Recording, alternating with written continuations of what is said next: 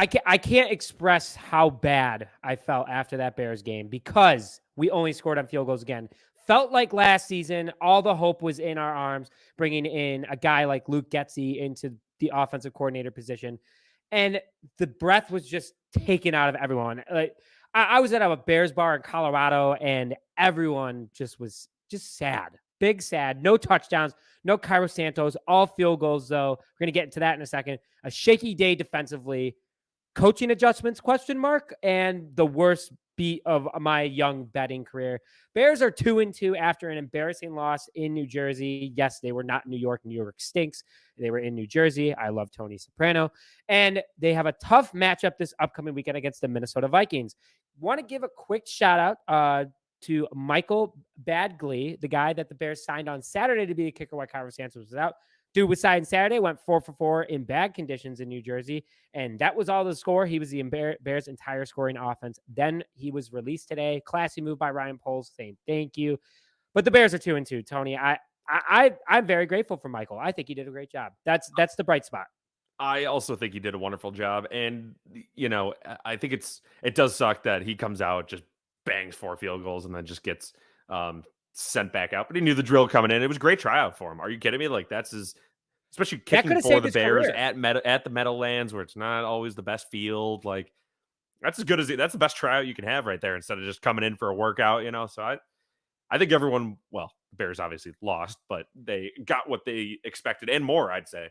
So how much do you think he got paid to kick 4 field goals? And think about all his travel was paid for, his hotel, food, everything, and all the free Bears gear he got was paid for. How much do you think he made that game? Do you know the answer? Am I? No, I don't. Oh, okay. I'm just making a prediction. $75,000. No idea. You think he got paid $75K? Well, he does have a good resume, so I think they were just like, "Hey, man, we like you. You're good. We literally need a kicker." And he's like, "Oh, you need one, huh?" And then let's say a kicker makes $800K a year. Okay, divide that by, let's say I'm gonna do 19. I'm gonna do 20 games because of the preseason. Oh, okay, so 40 grand. Hey, he made 40 grand in a game to get actually every field goal was $10,000 because Trenton Gill was the kickoff man. Yeah. So good for Michael. Oh yeah, definitely the two offensive players of the week for sure go to Trent Gill and rookie offensive of the week. What? Rookie offensive of the week. Rookie offensive. Yeah, yes. Trent Gill. I love Trent Gill. We can talk about that. We'll talk about that another time. Yeah. But let's go into, not unfortunately, actually, we're going to put a positive spin on this. Justin Fields had a better day. In all things considered, it was really 3 plays that made him look like he had a good day throwing wise. Rushing, he did a good job. But, oh my goodness, I mean, Tony, instant reaction after this week 4 game. So overall, instant reaction is it sucked. Like it sucked as a feeling, I guess. Big sad is what I wrote down. So I liked what I saw from Justin. So if we're going to specifically, obviously, focus on Justin, I liked what I saw from him when he got to throw more. He actually did get chances. He's accurate. He got chances to throw the ball and kind of make plays.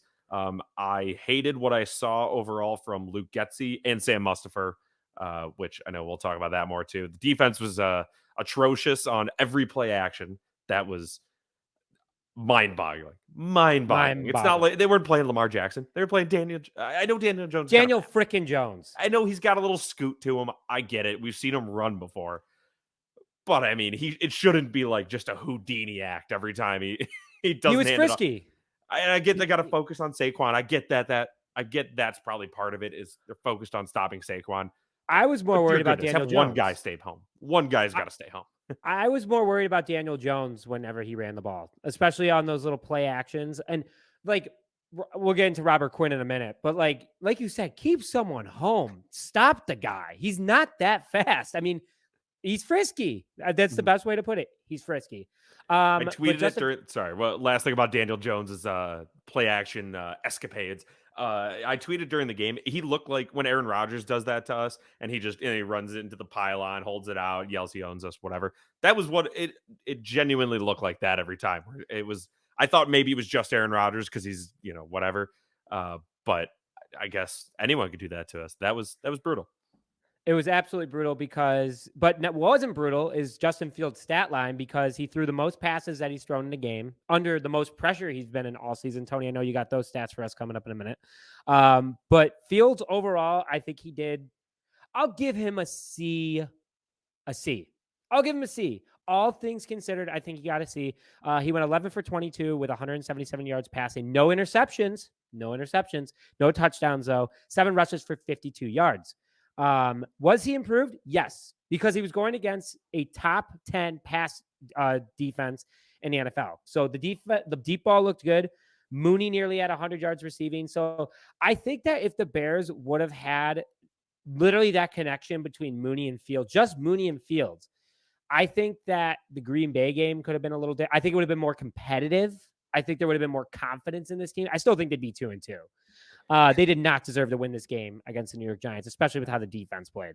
But the connection looked good, and Justin Fields needed that, I think, for his confidence.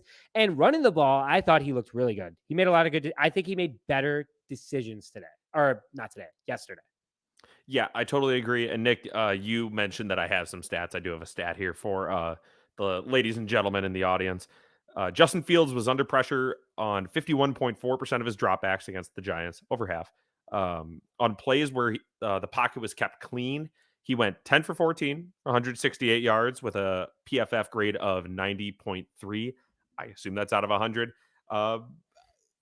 There were some of the issues where he still created pressure for himself, if that makes sense. He definitely ran into some situations where he maybe bailed out too early, whatever it was. So I do have some concerns on his ability to read the defense before choosing to scramble.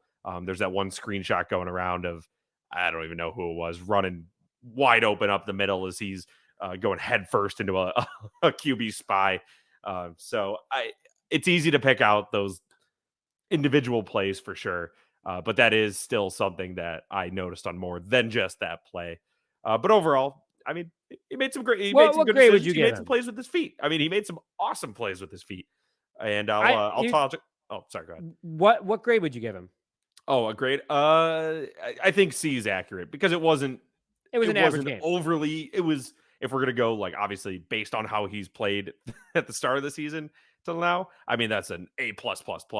But as just a quarterback in a football game, C, maybe C-, honestly, but he didn't throw any interceptions, so I think C. That's what saved him from the C-. Yeah, no interceptions, no touchdowns, C.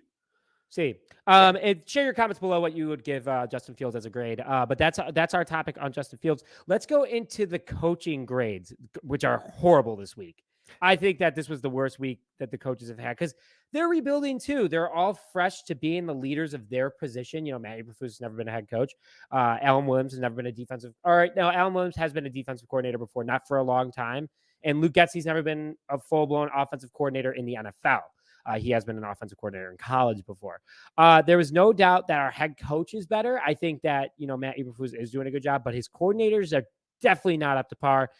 Luke Getsy is not a very liked guy in the Chicago Bears fan world at the moment. There's no doubt about that. And Alan Williams is a very close second. Tony, you got something you want to say to that real quick? Yeah, so Getsy needs to let Fields cook. And I kind of touched on this before. Either we find out that he is this special talent that I do still think he is, or we find out he's not the guy. And Luke Getsy, you're saying? He needs to give him these plays or allow him to make plays or call plays that allow him to either sling the rock, make plays, whatever it is. Fields converted multiple of those long third downs with his legs. Obviously, we'd like to see it up the middle too. Yeah, we'd probably like to see it through crazy. the air, but I'll take a first down any way I can get it. So why not get that? That's what annoyed me particularly about that last full drive, I guess we'll call it, when he didn't give him the chance to do anything on that 3rd and short when we ran it right up the middle. Right. If you guys go to my Twitter, you'll see my post-game reaction video where I specifically broke down that drive. But that kind of annoyed me. It was the most important drive of the game. I don't know. That it was conservative bad decisions. Conservative play calling, and I didn't. What do we have to lose? What do we have to lose? We're supposed to be bad. It's a rebuilding year. Try to be good. Yes. I think Ryan Poles did come out and say that he wanted to be competitive, and I completely understand that. You could still lose ball games and make it look sexy. I mean, look at the Lions; they lost by 3 points. Just gonna say that. Like, the Lions have the most points in the NFL right now. Like, I'm afraid for the Bears to play the Lions because the Lions put up so many points. And I never thought I would say that. But I think the Bears are going to win every single game every week. And I think that they're going to beat the Minnesota Vikings this upcoming week. But at the same time, like, our defense, Alan Williams, man, he's gotta figure this out. Like you were saying, Tony, I think Getsy needs to take more risks. There's no doubt about that. That's how Fields learns. I mean, he took a huge risk in the beginning of the game. Darnell Mooney, look what happened. Good things happen. Another thing that I do want to say, though, is that David Montgomery is an awesome blocking running back. Like, he is, like, not saying Herbert did a bad job, but David Montgomery really, like, just knows how to stop. And I think it's very underappreciated. And, like, yesterday against the Giants, we definitely saw that.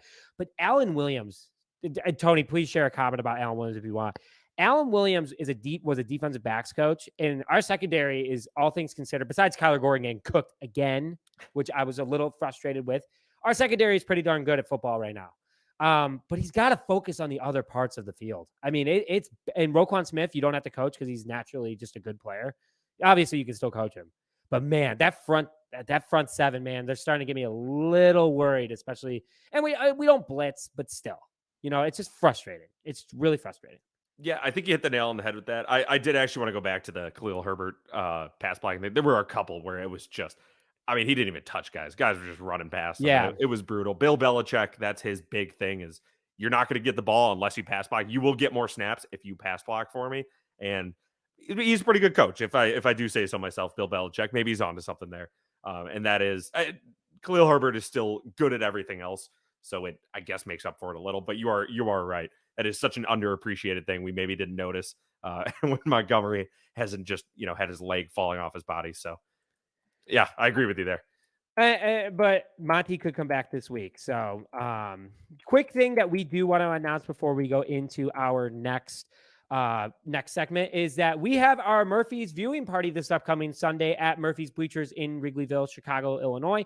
A link to the event is in the description. If it doesn't work, please let us know and throw it in a comment. We would love to see you there. Free beer while supplies last. Doors open at 11. Go to the back bar and say you're with Just Another Year Chicago, and you will get yourself a free beer while supplies last. We also will have trivia, and we'll be giving away our first edition of t-shirts. You're not going to want to miss it. They're awesome. Thanks to Embroider Me in Northbrook for making them. We will have them for you guys. But anyway, let's go back to this game. The offensive line stunk. They were bad. And I fully admit that. I know a lot of people did not like my comment about Sam Mustipher, just bringing up the stat that he, quote unquote, was the best pass blocking center in football till this past week. He was horrendous. I'm putting my foot where my mouth is because while the offensive line got blown up, Eberflus even let the guys know about it, and they got blown up against the third worst pass pressure defense in the NFL. Unbelievable. Just bad. Those guys lost me $430. I'll get into that at the end. But Tony, they lost me $100. I bet the Bears money line. That was excruciating. It's my fault for betting the Bears, though. I do have a Sam Mustipher stat for everybody here. So Sam Mustipher with a 1.5 pass blocking grade in week 4 allowed 6 QB pressures, 22.7 pass block grade on the season, which is the second worst among centers. And obviously, then we have the Cody Whitehair injury, and Lucas Patrick, I would guess, would be filling in for him. So I know we were debating, okay, should he take over for Mustipher? No, it's not really an option. Now he kind of has move to be Mustipher to guard. Move Mustipher to guard. That's true too. There are definitely something's got to change. That's for sure. And there was also, Matt. You mentioned Matt Eberflus chewed the guys out. He specifically said the entire Bears offensive line got a grade of, quote, loafs, LOAFS, on the play that Justin Field was sacked and fumbled. So I guess he's calling them out at least for their, I don't want to call it energy. I think they all want to be out there. They all want to win, but just kind of. And that's fine. They can be better. Fine. Yeah, but they absolutely. Can be they showed they can be better. They were the top 10 offensive line entering this game, and then they get blown up by the New York Giants. Unbelievable. Not good. But another part of that struggled was the defense. And I'm starting to get really worried about it. I was saying it before, but the Bears defense allowed Saquon Barkley and Daniel Jones to run all over them. Anything that they ran to the outside seemed to be guaranteed 5 to 7 yards, it felt like. Gave up a total of 262 rushing yards. Robert Quinn and Travis Gibson have been insanely quiet, which is frustrating. I know we're not a big blitz defense, but come on. Yeah, like you were saying earlier, Tony, you got to leave a spy for the quarterback. Just absolutely ridiculous. It's hard. We'll go into the one guy that's making things fun. But Tony, I know you got a comment about what happened when they did put Daniel Jones in for a second. That is just pathetic to read on paper. Yeah, so they just didn't have a quarterback for like almost the entire fourth quarter. I know, I'm sure there's a specific time when he got hurt and had to come out, and then we nearly killed. I don't even remember who the backup is at this point. Tyrod Taylor. Tyrod Taylor, yes, of course. Tough career path for that guy at this point. I feel bad for him. It's never his fault too, which is the worst part. But they just obviously Saquon Barkley, a very good running back. I'll be the first to put my hand up and say it. Hand up and say it. There we go. You got to know they're running it. It's Wildcat. Nobody throws from the Wildcat. Tariq Cohen, I think, is the only player I've seen throw from the Wildcat. And Walter Payton. Yeah, Walter Payton, of course. So our two examples in what is that? 40 years. Obviously, sometimes they throw from it. I would rather sell out and you force Saquon Barkley to throw the football. Daniel Jones is not going to do anything at wide receiver in that situation. His ankle had 3 pounds of tape on it to make him walk. I don't think Daniel Jones is going to play next week. I think the Giants are going to have to out and bring either someone from the practice squad. There's no way Daniel Jones. And if you saw the ankle injury, it was gross. Bad. That was brutal too, because Justin Fields had the same thing. He kind of got his ankle rolled up and he ended up being okay, thankfully. But yeah, then all of a sudden, yeah, Daniel Jones, I saw that. I was like, well, Fields came back and then he couldn't put pressure on it. I can't believe I understand probably why they put him out there still in the field. He probably still calls the plays and, captain in the huddle, kind of calm things down. But that you were playing 10 on 11 there. And that the fact that they couldn't capitalize on that as much as they could have, although they did on that final drive, I guess you could call it, for the Giants. And then Nick's boy, Velus Jones Jr., play of the day. Whoa. I'm pretty sure you liked him just as much as me. My fantasy team's named Velus Jones Jr. Stan. So yeah, I guess I like bring that up. I didn't, because the thing is that when I was at the bar, I literally yelled at the TV, "Don't be a hero, just catch it." And I see him giving the fair catch, and then it went off literally his fingertips. I'm like, dude, you were just catching the ball. No one touches you. They touch you. You're a football player. That's free yards for the Bears. It was so bad. I was very frustrated. Yeah. My last comment here, Nick, you can get into your bad beat if you want to break it down a little more. Yeah, the Velus Jones Jr. thing. That's why I understand why the Bears punted it on that second to last drive, whatever you want to call it. And I do get that, because they don't have a quarterback. You can pin them. You have time. You have timeouts. But that's also one of those where just give it to them in the middle of the field then, and they still don't have a quarterback. But you're never guaranteed to get the ball back, even when you get the ball back. Obviously, we saw, crazy things happened. Crazy things were happening to the Bears in this game in general. That one's on the coaching, I think, for being too conservative and allowing kind of fate. I don't know, whatever you want to call it. And then the little flea flicker at the end. It was fun for like 2 seconds. That was insane. That was almost the greatest play in football history. If they had converted that, there were a couple lanes. I thought St. Brown was going to break it. I really thought, I'm like, oh my God. I was like, I don't care if I lose this parlay. Just win this game. Shout out the Giants for actually playing it very well. I was already so confused. There's no way that any other team, another team probably lets that up. The Giants were very disciplined in that. I got to give them Tevin Jenkins had a nice grab. Like, he went up, snagged it, and then he flicks it over to St. Brown. And I'm like, nice play. But as a lead into what you want to talk about here, I'm sure, Nick, there was one man who dropped the ball at the end, who may have cost you a little bit of money. Yes. So let me just read you guys the parlay that I put down. 5-leg parlay. I did Saquon Barkley over 85.5 rushing yards. I put Daniel Jones over 31.5 rushing yards. God, I was hoping that one wouldn't hit, but it did. Khalil Herbert over 76.5 yards rushing, got 77, so that one just hit. Justin Fields, 38.5 yards rushing, that hit. Treston Ebner over 20.5 yards rushing, finished with 20 yards on the day. 44,120 plus odds. I would have won $412.20 and got my $10 back from putting that bet down. I think I drank 2 Millers within 30 seconds. I was so upset, and it ruined the rest of my day. I was in Denver, Colorado, visiting a good friend of mine, and it ruined the rest of the day. We had a whole rest of the day to go because I had a late night flight. I was like, dude, I don't want to do anything. I sat in the hot tub by myself, and people thought I was sweating. I was really crying. It was so bad. I know there's been bigger, worse bets lost, but it was so bad. That was a brutal one. And when you said that to me, all I could think about was the great James Franco when he whatever cowboy movie that is, The Ballad of Buster Scruggs, when he's about to be hanged for whatever murders, he just looks over, he goes, "First time." That was, Yeah. it's brutal. And hey, you're a real gambler now, that's for sure. You've experienced a heartbreaking, brutal loss. You're a real gambler now. But the only Welcome thing to the club, I guess. I don't know.